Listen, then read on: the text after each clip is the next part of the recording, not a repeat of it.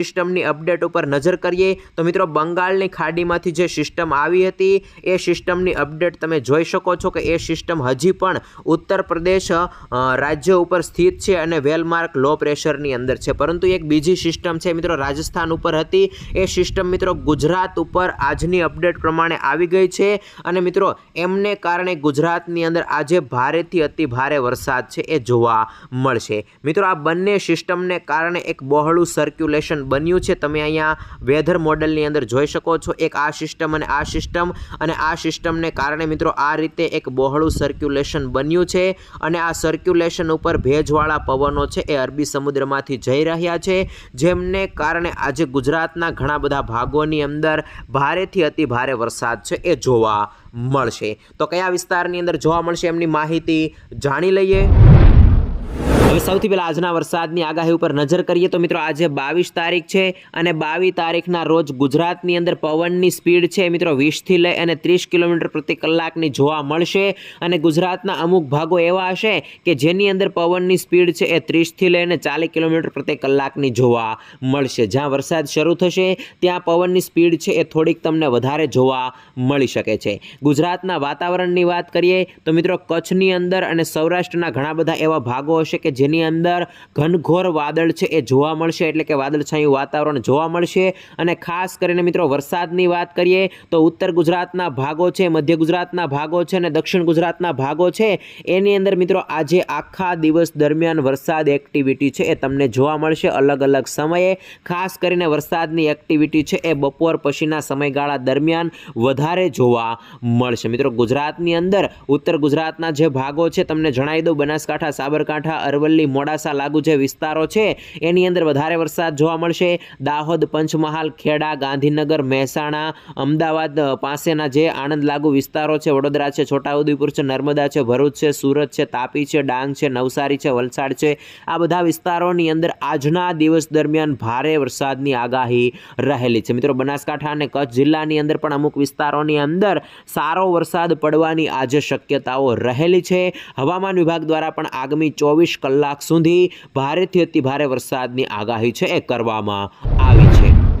ત્યાર પછી આગાહીની અંદર આગળ વધીએ તો હવામાન વિભાગ દ્વારા આગામી 24 કલાક દરમિયાન ગુજરાતના કેટલાક જિલ્લાઓની અંદર રેડ એલર્ટ અને ઓરેન્જ એલર્ટ છે એ આપવામાં આવ્યું છે। મિત્રો સિસ્ટમ છે એ ગુજરાતની નજીક આવી છે, જેમને કારણે હવામાન વિભાગ છે એ એલર્ટમાં આવ્યું છે અને હવામાન વિભાગ દ્વારા બનાસકાંઠા અને સાબરકાંઠાની અંદર આવનાર 24 કલાક દરમિયાન ભારેથી અતિ ભારે વરસાદ પડવાની આગાહીનું વોર્નિંગ છે એ આપવામાં આવ્યું છે। તો મિત્રો કચ્છની અંદર, પાટણની અંદર, મહેસાણાની અંદર, અરવલ્લીની અંદર, ગાંધીનગર, અમદાવાદ, સુરેન્દ્રનગર, મહીસાગર અને દાહોદ જિલ્લાની અંદર પણ ઓરેન્જ એલર્ટ છે એ આપવામાં આવ્યું છે।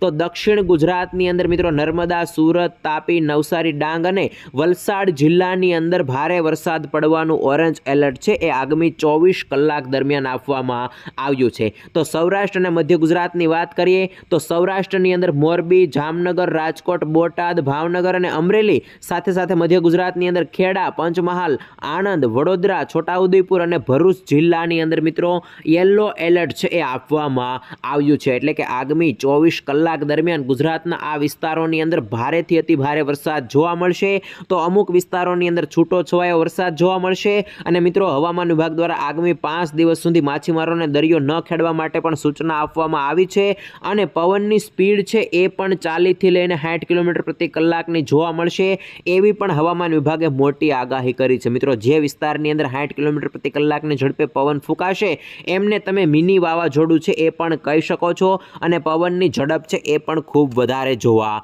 મળશે। મિત્રો આજના દિવસ દરમિયાન ગુજરાતની અંદર આ આગાહી છે એ યથાવત રહેશે અને ગુજરાતના ઘણા બધા ભાગોની અંદર વીજળીના કડાકા ભડાકા સાથે રેન એક્ટિવિટી છે એ જોવા મળશે। ત્યાર પછી ગુજરાતના જાણીતા એવા વેધર એનાલિસ્ટ અશોકભાઈ પટેલે મોટી આગાહી કરી છે। અશોકભાઈ પટેલે 21 તારીખથી લઈ અને 28 તારીખ સુધીની સૌરાષ્ટ્ર, કચ્છ અને ગુજરાત રિલિજન માટે આગાહી કરી છે। એમણે કહ્યું છે કે આગાહીના દિવસો દરમિયાન ગુજરાતની અંદર છૂટાછવાયા સ્થળોએ મધ્યમ વરસાદ જોવા મળશે અને મધ્યમ વરસાદ છે એ 10 mm થી લઈને 35 mm સુધીનો હોઈ શકે છે। 35 mm એટલે કે મિત્રો 1 ઇંચ કરતાં વધારે વરસાદ। અહીંયા તમને જણાવી દઉં કે 25 mm બરાબર 1 ઇંચ વરસાદ થતો હોય છે, એટલે કે 1 ઇંચ કરતાં વધારે વરસાદ જોવા મળશે। અમુક વિસ્તારો એવા હશે એમના કુલ કુલ વિસ્તારની વાત કરીએ તો 50 થી લઈ અને 100 mm સુધીનો વરસાદ જોવા મળશે મિત્રો। 100 mm એટલે કે 4 ઇંચ સુધીનો વરસાદ છે એ 21 થી લઈ અને 28 તારીખ દરમિયાન જોવા મળશે। અને અમુક એવા વિસ્તારો છે કે જેની અંદર ભારે વરસાદ પડતો હોય છે, તો એવા વિસ્તારોની અંદર 200 mm કરતાં પણ વધારે વરસાદ પડી શકે છે એવું અશોકભાઈ પટેલે કહ્યું છે મિત્રો। 200 mm વરસાદ એટલે કે 8 ઇંચ સુધીનો વરસાદ છે એ ગુજરાતના અમુક વિસ્તારોની અંદર 21 થી લઈ અને 28 તારીખ દરમિયાન જોવા મળશે મિત્રો। આમ આગાહી ઉપર નજર કરીએ તો અશોકભાઈ પટેલની આગાહી પ્રમાણે ગુજરાતની અંદર આવતા વીકની અંદર સાર્વત્રિક વરસાદ છે એ થઈ શકે છે અને 8 ઇંચ સુધીનો વરસાદ છે એ પણ પડી શકે છે। તો અશોકભાઈ પટેલે મોટી આગાહી કરી છે અને મિત્રો ગુજરાતની અંદર અને ભારતની અંદર જેટલી સિસ્ટમો સક્રિય છે એમની પણ માહિતી આપી છે। એમણે કહ્યું છે કે 25 જૂન આસપાસ એક પશ્ચિમ બંગાળ આજુબાજુ એક નવી અપર એર સાયક્લોનિક સિસ્ટમ બનશે અને 26 જૂને બિહાર પશ્ચિમ બંગાળ સુધી એમની યુએસી આવશે અને ધીમે ધીમે એ સિસ્ટમ પણ ગુજરાત તરફ ખસશે અને ત્યાર પછી એટલે કે 27 તારીખ પછી એક બહોળું સર્ક્યુલેશન થઈ શકે અને એ દિવસો દરમિયાન પણ વરસાદ છે એ આવી શકે છે। મિત્રો હાલની અપડેટ પ્રમાણે એટલે કે હાલની અપડેટની પણ એમણે માહિતી આપી હતી। 22 જૂને બિહાર ઉપર એક સિસ્ટમ બનેલી છે એમની માહિતી આપી છે અને રાજસ્થાન ઉપર એક સિસ્ટમ બનેલી છે જેમને કારણે વરસાદ વરસી રહ્યો છે એમની પણ એમણે માહિતી આપી હતી। અને મિત્રો બંગાળની ખાડીમાં એક નવી સિસ્ટમ છે એ બનશે અને એ સિસ્ટમનું બહોળું સર્ક્યુલેશન છે 27 જૂન સુધીમાં ગુજરાત મધ્યપ્રદેશ ગુજરાત સુધી આવી શકે છે, ગુજરાતને કેન્દ્રિત કરી શકે છે અને એને કારણે પણ મિત્રો 27 તારીખ પછી ગુજરાતના વાતાવરણની અંદર પલટો આવી શકે છે અને વરસાદનો નવો રાઉન્ડ આવી શકે છે અને ગુજરાતમાં ફરીથી વરસાદ છે એ થઈ શકે છે એવું હાલમાં વેધર એનાલિસ્ટ અશોકભાઈ પટેલની આગાહી ઉપરથી લાગી રહ્યું છે। એટલે કે અશોકભાઈ પટેલે 28 તારીખ સુધીની આગાહી કરી છે। એની અંદર ખાસ મહત્વપૂર્ણ માહિતી એ કે 8 ઇંચ સુધીનો વરસાદ જોવા મળશે અને મિત્રો બંગાળની ખાડીમાં ફરીથી સિસ્ટમો છે એ સક્રિય થશે અને બહોળું સર્ક્યુલેશન બનાવશે અને 27 જૂન આસપાસમાં એ વિશાળ સર્ક્યુલેશન છે એ સંકોચાય અને મધ્યપ્રદેશ ગુજરાત નજીક આવી શકે છે અને ત્યાર પછી ગુજરાતની અંદર ફરીથી વરસાદ છે એ આ સિસ્ટમને કારણે આ સર્ક્યુલેશનને કારણે થઈ શકે છે। તો વેધર એનાલિસ્ટ અશોકભાઈ પટેલે મોટી આગાહી કરી છે। ગુજરાતની અંદર બેક ટુ બેક વરસાદના રાઉન્ડો છે એ ચાલુ રહેશે। ત્યાર પછી મિત્રો આજે 22 તારીખ છે અને 22 તારીખથી ગુજરાતની અંદર આદ્રા નક્ષત્રની શરૂઆત થઈ ગઈ છે મિત્રો। 22 જૂન 2025 અને રવિવારે સવારે 6 અને 27 આદ્રા નક્ષત્રની શરૂઆત થઈ ગઈ છે। આદ્રા નક્ષત્રનું વાહન છે એ ઉંદરનું છે અને આદ્રા નક્ષત્ર છે એ મિત્રો 22 તારીખથી લઈ અને 6 જુલાઈ સુધી ચાલશે અને આદ્રા નક્ષત્રની અંદર મિત્રો વેધર મોડલ પ્રમાણે સાર્વત્રિક અને સારા વરસાદના ઉજળા સંજોગો છે એ જણાઈ રહ્યા છે। આપ સૌ જાણો છો કે આદ્રા નક્ષત્ર વિશે ઘણી બધી લોકવાયકા છે। એની અંદર એવું કહેવાય છે કે વર્ષે જો આદ્રા તો 12 માસ પાદરા, એટલે કે આ નક્ષત્રની અંદર સારો વરસાદ પડતો હોય તો આવનાર 12 માસ છે એ પાદરા થઈ જતા હોય છે। અને એવી પણ એક લોકવાયકા છે કે આદ્રાના ઓવાર હાથીઓ તાણે, એટલે કે આદ્રા નક્ષત્રની અંદર જે પૂર આવ્યું હોય એવું હાથિયા નક્ષત્ર સિવાય બીજા કોઈ નક્ષત્રમાં પૂર ન આવે। અને આદ્રા નક્ષત્ર વિશે એવું પણ કહેવાય છે કે ઋણ તપે મક્ષર વાય તો આદ્રા મેં આય, એટલે કે મક્ષર નક્ષત્રની અંદર ઋણ તપે છે તો વધારે વરસાદ છે એ આદ્રા નક્ષત્રની અંદર થતો હોય છે। જો વર્ષે આદ્રા તો ધાન્યના ભરાય ખાધરા, એટલે કે કોઠારો છે એ ભરાઈ જતા હોય છે। જો વર્ષે આદ્રા તો ખેડૂતના 12 માસ પાદરા। આવી ઘણી બધી કહેવતો છે એ આદ્રા નક્ષત્ર વિશે કહેવામાં આવે છે અને આદ્રા નક્ષત્રની અંદર મિત્રો દર વર્ષે વાવણી લાયક સારો વરસાદ છે એ પડતો હોય છે। એ પ્રમાણે મિત્રો આદ્રા નક્ષત્ર છે એમની શરૂઆત ગુજરાતની અંદર આજથી થઈ ગઈ છે અને મિત્રો આજથી જે શરૂઆત થઈ છે એ અંતર્ગત ગુજરાતની અંદર 7 જુલાઈ સુધી, એટલે કે 4 જુલાઈ સુધી સાર્વત્રિક વરસાદના ઉજળા સંજોગો છે એ વેધર મોડલ પ્રમાણે જણાઈ રહ્યા છે। કેમ કે બેક ટુ બેક અરબ સાગરની અંદર અને બંગાળની ખાડીમાં યુએસી એટલે કે સાયક્લોનિક સર્ક્યુલેશન બની રહ્યા છે, જેમને કારણે ગુજરાતની અંદર વરસાદનો રાઉન્ડ છે એ યથાવત રહેશે। હળવો સામાન્ય મધ્યમ વરસાદ છે એ ગુજરાતની અંદર જોવા મળશે। તો મિત્રો આજથી ગુજરાતની અંદર આદ્રા નક્ષત્ર બેસી ગયું છે અને આદ્રા નક્ષત્ર બેસતા ગુજરાતના વાતાવરણની અંદર મોટો પલટો આવશે અને નક્ષત્રની શરૂઆત સાથે જ ભારે વરસાદ છે એ ગુજરાતમાં જોવા મળશે। ત્યાર પછી આદ્રા નક્ષત્રની શરૂઆત સાથે જ અંબાલાલ પટેલે મોટી આગાહી કરી છે. અંબાલાલ પટેલે કહ્યું છે કે 22 જૂનના રોજ સૂર્યનો આદ્રા નક્ષત્રની અંદર પ્રવેશ થશે અને આદ્રા નક્ષત્રની શરૂઆત થશે કે તરત જ ગુજરાતની અંદર વરસાદી માહોલ જામશે, જેની અંદર ખાસ કરીને દક્ષિણ ગુજરાતના તમામ જિલ્લાઓ ઉપરાંત મહીસાગર, વડોદરા, પંચમહાલ, અમદાવાદ, ગાંધીનગર, મહેસાણા, સાબરકાંઠા અને અરવલ્લી જિલ્લાના કેટલાક તાલુકાઓની અંદર ભારેથી અતિભારે વરસાદ છે એ જોવા મળશે. સૌરાષ્ટ્ર અને કચ્છના ભાગોની અંદર છૂટો છવાયો વરસાદ જોવા મળશે, તો કોઈક ભાગોની અંદર વરસાદી ઝાપટા છે એ જોવા મળશે. અને એ પછી 24 થી લઈ અને 30 જૂન દરમિયાન બંગાળના ઉપસાગરની અંદર ફરીથી વહન આવશે અને એના પરિણામે ગુજરાતની અંદર સાર્વત્રિક વરસાદ પડવાની આગાહી છે એ અંબાલાલ પટેલે વ્યક્ત કરી છે. ભારે વરસાદને કારણે રાજ્યની અનેક નદીઓની અંદર પૂર આવશે એવું પણ એમણે કહ્યું છે અને સાબરમતી અને નર્મદા જેવી નદીઓ છે એમનું જળસ્તર છે એ પણ ઊંચું આવશે એવું અંબાલાલ પટેલે પોતાની આગાહીમાં કહ્યું છે. તો મિત્રો, આજથી ગુજરાતની અંદર આદ્રા નક્ષત્રનો પ્રારંભ થયો છે અને અંબાલાલ પટેલની આગાહી પ્રમાણે આજથી ગુજરાતની અંદર ભારેથી અતિ ભારે વરસાદ છે એ પડશે. ત્યાર પછી આગાહીની અંદર આગળ વધીએ તો આ સિસ્ટમને કારણે ગુજરાતની અંદર ભારતીય હવામાન વિભાગ દ્વારા 22 તારીખે ઓરેન્જ એલર્ટ છે એ આપવામાં આવ્યું છે. તમે અહીંયા જોઈ શકો છો. ગુજરાત સાથે સાથે બીજા પણ ઘણા બધા એવા રાજ્યો છે કે જે રાજ્યોની અંદર ઓરેન્જ એલર્ટ છે એ 22 તારીખે આપવામાં આવ્યું છે.